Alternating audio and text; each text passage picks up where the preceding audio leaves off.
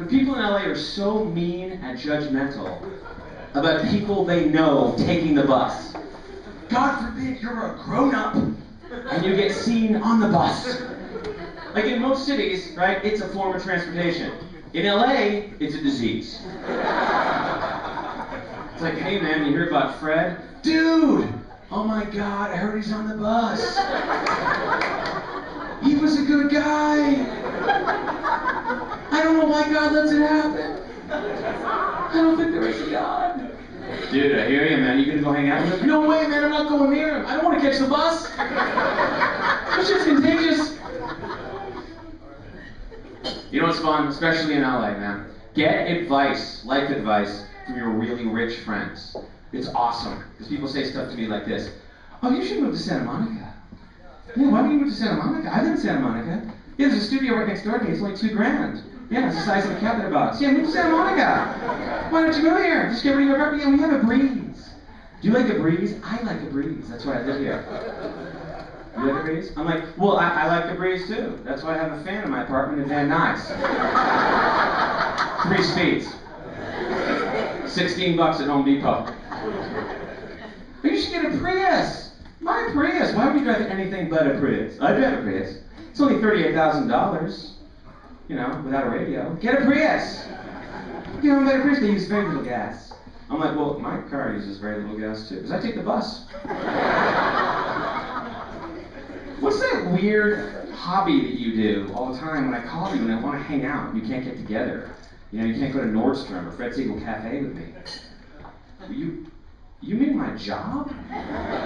Job, I love it. What is that? So exotic. You and your words. Job. Is that with a J or a soft G like Georgia?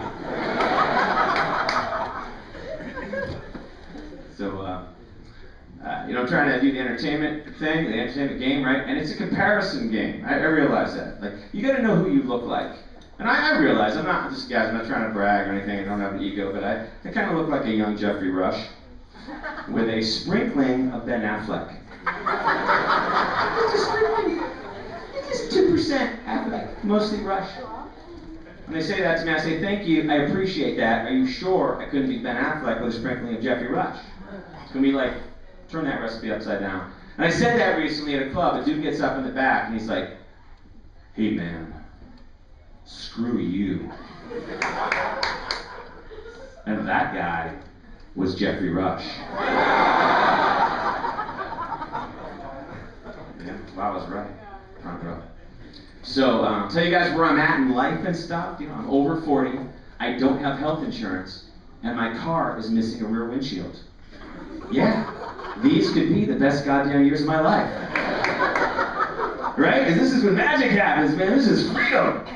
Yeah, bring it on. This is good. You know, the only reason these aren't the best years of my life is because I worry about stuff. But I worry about important stuff. Like big stuff, like what's my legacy gonna be? What am I really accomplishing, you know, for the ages? And I think about the gravestones of great and important men. And you know, they're always short and definite, right? Like you don't have to say much. It's like Marlon Brando, actor, on his gravestone. You know, Thomas Jefferson, president / architect, because he was a show-off. What's mine gonna say? Like that's what worries me. You know what I mean? Like Adam Gropman, stand-up comedian, substitute teacher, tech support specialist, door-to-door census worker, seasonally, gas station attendant, flower delivery man, ... Please see back of gravestone. That's not a cool gravestone. This house, not cool. Not gonna get chicks with that gravestone. There are dead guys who get chicks. There are. Jim Morrison in Paris, gravestone, still getting chicks. Throwing themselves on the gravestone because he's got a cool epitaph. Like, I don't know what it is, I haven't been there, but I know it's cool. It's something like, you know, break on through. My epitaph is gonna be, huh? Question mark. That's not cool. You know? I realize a good way to live forever, to have some immortality, is to like have something named after you. Something like solid, like a school or something.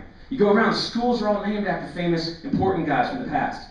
Now some of them are like founding fathers and presidents, and none of us here could probably ever be that. But some schools are just named after dudes who like did something important. You know, like they owned a mill or a farm, or maybe like a structure where they stored ice and comedy shows. I don't know. You know what I mean?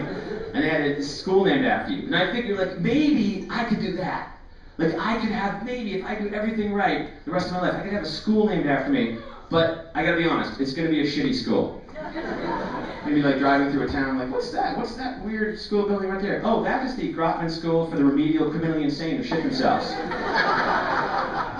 Wow, how are the scores? Not bad, actually.